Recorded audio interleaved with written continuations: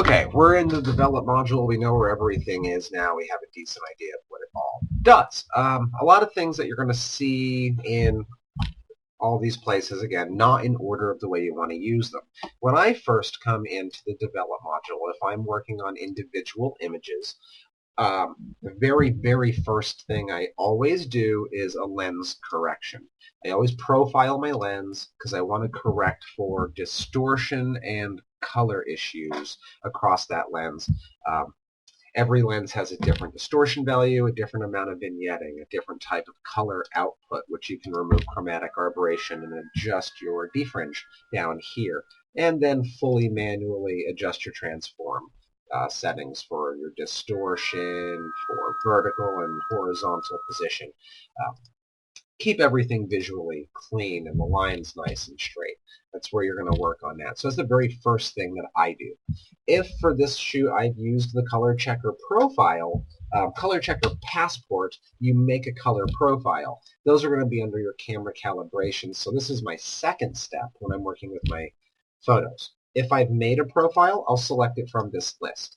If not, I can just adjust my primary colors across the board before I get into the proper development. So those are the very first two things that we're going to do. Lens correction and then camera calibration.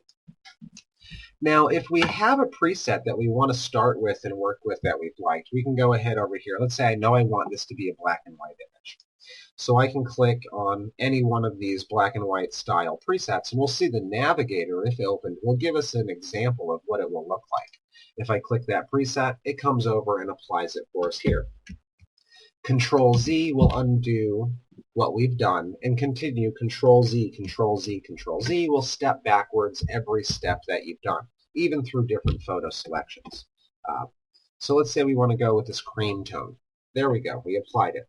Now, everything that's under this cream tone is going to show up down the right column in our adjustments. We'll see now under the basic, our white balance is up to 12,500 Kelvin. For you Kelvin, or for you raw shooters, you have full Kelvin scale of 2,000 to 50,000 in Lightroom to adjust, so you can play with it to make your image exactly what you need and get your colors perfect. Same with tint. You have a very big spread of 150 to amber and blue for the tint. Adjust it. Exposure, tones, and contrast, that's here, and then your tone split, which you used to see in Lightroom 3 and older, was fill light and recovery, highlight, shadow, whites, and blacks. So let's go ahead and adjust these, make it so we get it something that we like. Again, this is just really quick to show you what things do. In the histogram, the two sides, we can see with the black clip zone, hide the shadow clipping, we can see all that shadow clip. I can even grab here in the histogram and raise that up, so now there's no pure black being printed. I know there's detail across the page. White, only a small patch of pure paper. We can drag that over, and oh, it's still there. It's probably going to stay there unless I fill it in and replace it in Photoshop. Okay. Do I need to adjust my tone curve? I can just grab on the curve and play with it. I can also use different types and how I want to play and how I want to see this tone curve to alter it. Let's go ahead and set it back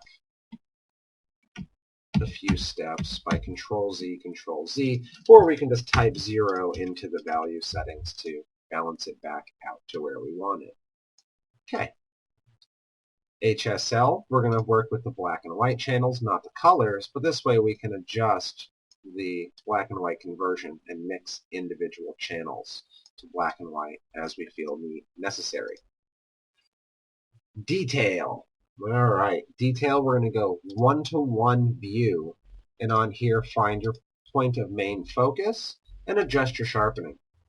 A good rule of thumb is a magic zone is between 1 and 3, or 1.3, 1.4 with people.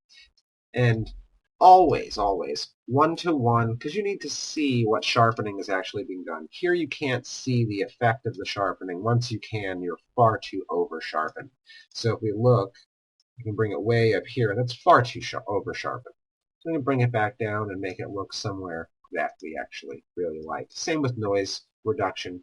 Zoom into your shadow areas if you need to use your luminance noise, and you can adjust to eye at 1:1 ratios. This is going to show you exactly what's happening. Okay, let's go back and fit that screen. Great. So let's run through. We did basic things, and not in the same order. Again, if we're looking at it, it tells us to run down this, but that's not how we want to do it. Lens correction, camera calibration. If you're going to use a preset as a starting point, then you go ahead and find it. If not, then you can start working off your basics, tone curves, color, split tone, and detail to get everything exactly how you want it. And then finish off with effects if you want to add in a vignette and some film grain look. Very easy, and now we're done with that. We're going to get more into advanced processing using the system later on down the road. For right now, that's the basic developing features. Okay, we'll go on next into the print, book, and slideshow module.